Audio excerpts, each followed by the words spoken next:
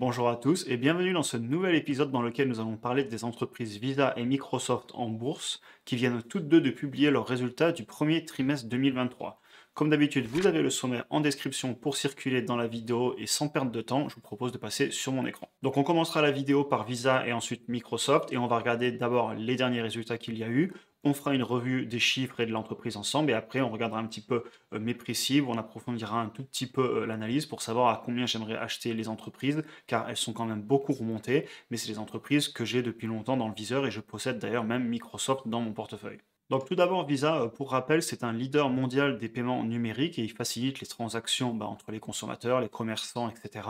Ils sont dans plus de 200 pays à travers le monde. Donc voilà pour le business model et on a ici la répartition des revenus. Donc on voit que ce qui pèse le plus, c'est les services, tout ce qui est les processeurs de paiement, les transactions internationales et puis après, il y a un petit peu d'autres types de revenus.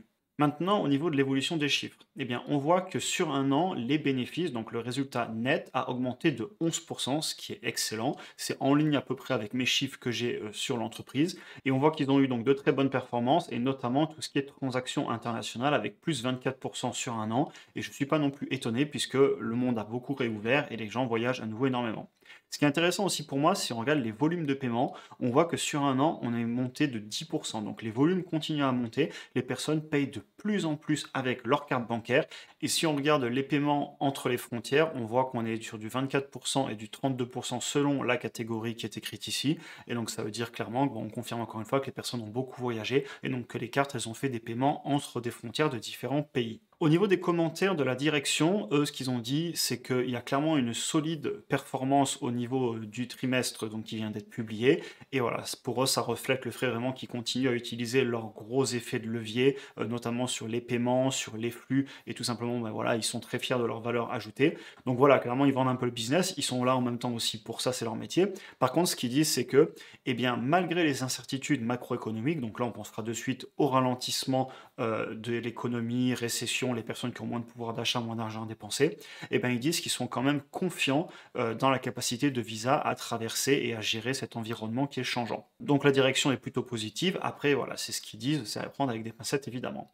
En dessous, je vous ai quand même mis le graphique pour vous montrer justement qu'on voit sur le net income, le trimestre d'avant, on était à 4,11 milliards et aujourd'hui, on voit qu'on est à 4,25 milliards. Donc effectivement, l'entreprise a fait plus de bénéfices. Si on rentre maintenant un petit peu plus en détail sur les chiffres de l'entreprise, donc c'est une entreprise qui pèse 473 milliards de capitalisation boursière, donc c'est une très grosse entreprise. On voit qu'ils font pour 30 milliards de ventes par an et qu'ils ont pour presque 15 milliards de bénéfices par an. C'est une entreprise qui a des magnifiques marges et surtout des marges qui se tiennent très bien dans le temps. On voit qu'on a une marge nette à 49% ici. Et si vous regardez sur le graphique en bas, on se voit qu'il se balade toujours entre 45 et 50, sauf ici, il y a eu une petite difficulté en 2016, mais sur le long terme, vous voyez quand même une très belle moyenne, et vous voyez ici en bas écrit la moyenne à 45%. Ensuite, si on regarde les retours sur Asset, Equity and Investment, on est dans tous les cas dans le vert et on est sur des chiffres qui sont quand même vraiment élevés. C'est une entreprise aussi, ne l'oublions pas, qui paye un dividende, je vous l'ai mis ici. On a un petit rendement à 0,78%. Cependant, on a une augmentation en composé sur les 5 dernières années de plus de 16% par an et ils sont en payout ratio, donc en ce qui reverse des bénéfices en dividende à presque 25%, et ce qui reverse de flux de trésorerie disponible en dividende à 21%, à 20,89%. Donc l'entreprise distribue, mais elle peut largement le faire, elle distribue pas clairement tout ce qu'elle gagne, et donc ça veut dire qu'elle garde beaucoup d'argent certainement pour réinvestir aussi. On voit aussi sur Quick Ratio et Current Ratio qu'il n'y a pas de problème de dette à court terme. On va maintenant passer à la valorisation. Donc là, je le dis d'ores et déjà, chacun fera ses propres analyses, ses propres calculs. Je ne suis pas là pour vous dire quoi faire, je suis là pour vous montrer ce que je fais, pour partager ma vision des choses, ma méthodologie. Mais au final, chacun sera responsable de ses propres investissements. C'est votre argent, vous faites ce que vous voulez avec. Et au final, mon avis, et surtout ce que je défends sur la chaîne, c'est que si on ne fait pas ses propres chiffres, ses propres analyses, eh bien on ne sait pas pourquoi on investit. Et au premier vent de panique, eh bien on va plus savoir quoi faire et ça va poser des gros problèmes. Donc voilà, soyons tous un petit peu, entre guillemets, responsables et ayons notre propre avis sur les entreprises. Évidemment, ça ne veut pas dire qu'il ne faut pas prendre des opinions à gauche, à droite, mais au final, il faut se forger sa propre opinion et c'est ce que je défends sur cette chaîne YouTube. Donc on voit dans mon tableau de prix que moi j'ai un prix que j'appelle commencer à regarder à 180 dollars. Donc dès que l'action est au-delà de 180 dollars, ça veut dire que faut que je sois patient avant de commencer à penser à l'acheter. Et sachant qu'aujourd'hui l'action est plus haut que ça, elle est à 230 dollars. Donc pour l'instant, je suis clairement patient et je l'achète pas, même si c'est une entreprise qui me plaît. Puisque encore une fois, même si l'entreprise me plaît, si elle est trop chère et qu'elle va pas m'amener le retour sur investissement que je pense faire, transfère selon mes calculs, eh bien je ne l'achète pas. Même si l'entreprise elle est bien, je ne vais pas la payer à n'importe quel prix non plus. Donc je vous ai mis rapidement les chiffres. De toute façon, j'avais déjà fait une vidéo d'analyse sur cette entreprise. Ce n'est pas du tout l'objectif de ce genre de vidéo. Là, c'est plus vous parler des résultats, de l'évolution du cours de l'entreprise et où moi j'en suis par rapport à la possibilité de l'acheter. Le graphique du dessous, ensuite, je vous l'ai mis parce qu'on voit aussi bien que sur le prix par rapport aux bénéfices que le prix par rapport au flux de trésorerie disponible, on est sur des valeurs qui sont quand même historiquement pas très élevées. L'entreprise était quand même beaucoup plus chère fin 2021 et début 2022. Mais cependant, il faut quand même noter que Visa, c'est une entreprise assez constante et qui donc sur le long terme a rarement des grosses baisses. Et d'ailleurs, ça m'amène un petit peu sur le graphique, c'est-à-dire qu'on voit qu'elle avait touché les 170-180 dollars. À l'époque, je ne l'ai pas acheté, peut-être que j'aurais dû, mais bon, j'ai pas réagi à temps, ça arrive. Maintenant, je ne vais pas paniquer et la racheter parce qu'elle est remontée et que je me dis que c'est trop tard et je ne veux pas faire du FOMO, du fear of missing out. Donc, je vais être patient. Et si un jour elle revient à corriger, ben, clairement, pourquoi pas la faire rentrer en portefeuille, mais pas au prix actuel. En tout cas, c'est ma vision des choses. On passe maintenant à l'entreprise Microsoft. Ils ont aussi publié leurs résultats et sachez que les deux entreprises devraient ouvrir en hausse en bourse. Cependant, évidemment, c'est du court terme et moi, ce qui m'intéresse, c'est plus ce qu'elles feront sur des années et non pas sur un jour. Mais donc voilà, les deux ont quand même eu des résultats qui ont satisfait le marché a priori. Donc au niveau du business model Microsoft, ils sont clairement sur tout ce qui est vente de logiciels pour ordinateur, vente aussi de services dans le cloud. Ils ont aussi toute la partie gaming avec la Xbox. Et là, on voit toute l'augmentation de leurs revenus en pourcentage d'une année sur l'autre. Donc rien à dire. Sur la plupart des catégories, on a des grosses augmentations, notamment le cloud où on a quand même fait des belles augmentations, on le voit ici. Au niveau de Office 365, que moi j'aime beaucoup, pareil, on a des augmentations entre 10 et 20%, voire même plus pour certaines catégories d'Office 365. Les seuls endroits où c'est un petit peu moins joli, et ça on en avait déjà parlé dans d'autres vidéos, c'est tout d'abord tout ce qui est la vente de produits physiques. Donc là on pensera aux tablettes Surface de chez Windows, on pensera aussi aux Xbox et aussi aux logiciels, c'est-à-dire qu'ils vendent de moins en moins de licences Windows qui vont dans les ordinateurs, ou plutôt le marché global des ordinateurs a clairement ralenti. Et ça, c'est assez cohérent. On a eu énormément de ventes d'ordinateurs durant la pandémie, et là, il y a beaucoup moins de ventes dans les entreprises, etc. Donc, au niveau des licences Windows en elles-mêmes, on a eu un petit ralentissement. Ce n'est pas forcément quelque chose qui m'inquiète, puisque pour moi, ce que j'aime vraiment dans ce business, c'est plutôt les revenus récurrents qu'ils ont avec la location de logiciels, avec Outlook, Teams, etc.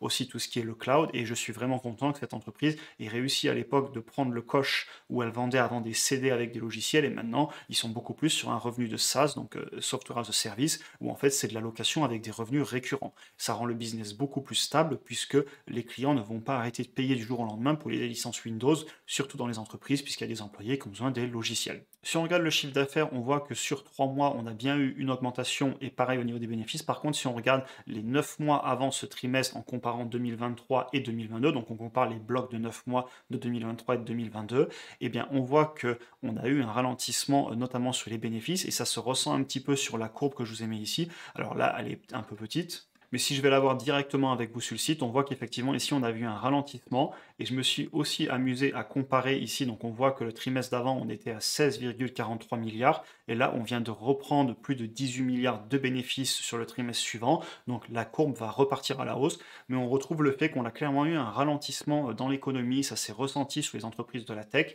et Microsoft n'a pas été épargné. Évidemment, c'est du court terme. Sur le long terme, moi, je crois toujours dans l'entreprise et j'ai mes propres chiffres qu'on va regarder après. Mais je tenais à le préciser que oui, l'entreprise a souffert, comme d'ailleurs beaucoup d'autres entreprises de la tech. Repassons rapidement sur les chiffres de Microsoft. Donc, une entreprise qui pèse plus de 2000 milliards de dollars, une très très très grosse entreprise, une des plus grosses entreprises du monde.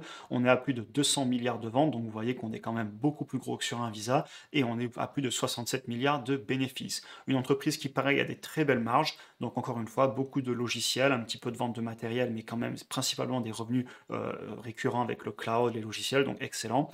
Le retour sur asset, equity et investissement, pareil, c'est très bien. L'entreprise a vu une croissance de ses revenus sur les 5 dernières années de plus de 15% par an en composé. L'entreprise aussi paye un dividende depuis de nombreuses années. N'oublions pas qu'elle l'a augmenté sur les 5 dernières années par an de plus de 10%.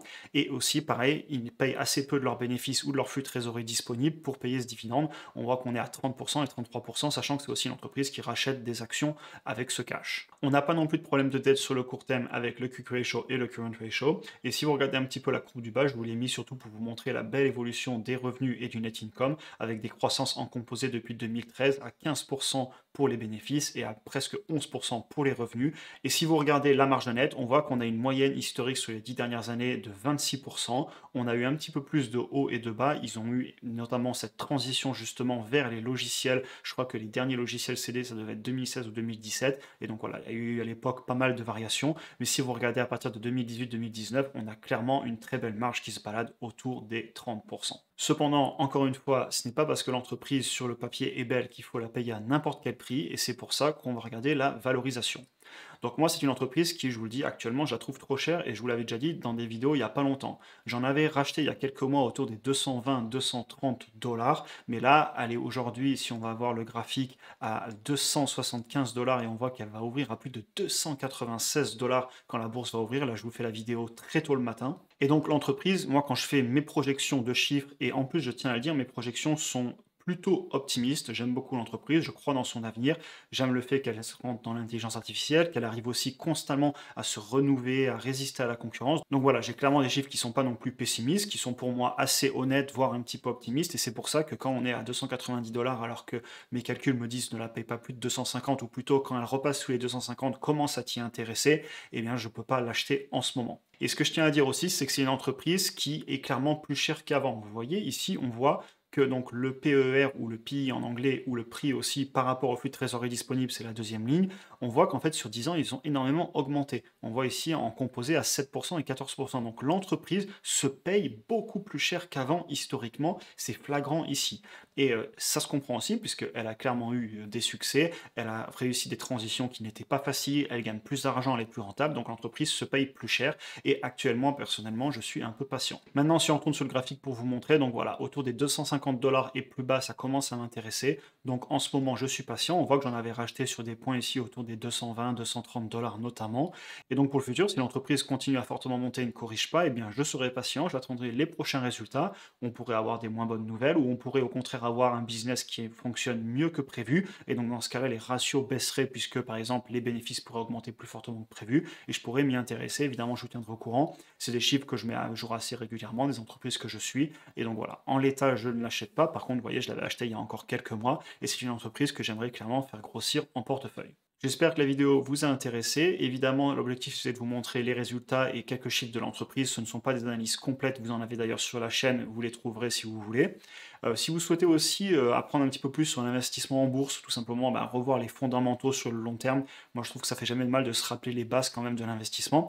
Vous trouverez en description un lien vers le cours offert sur les bases pour comment investir en bourse. C'est un cours sur lequel j'ai eu pas mal de retours positifs, il est totalement gratuit, par contre je ne l'ai pas mis sur YouTube parce qu'il y a pour 1 heure de vidéo et ça ne correspond pas du tout à l'algorithme, donc j'ai préféré le mettre sur ma plateforme de formation. Mais donc voilà, n'hésitez pas à aller le voir si ça vous intéresse. Si vous avez apprécié cet épisode, eh bien n'hésitez pas à vous abonner, liker, partager, etc. Et puis vous pouvez même passer me voir sur Instagram, je donne du contenu différent là-bas. Et sur ce, comme d'habitude, je vous souhaite une excellente journée et à bientôt pour une prochaine vidéo.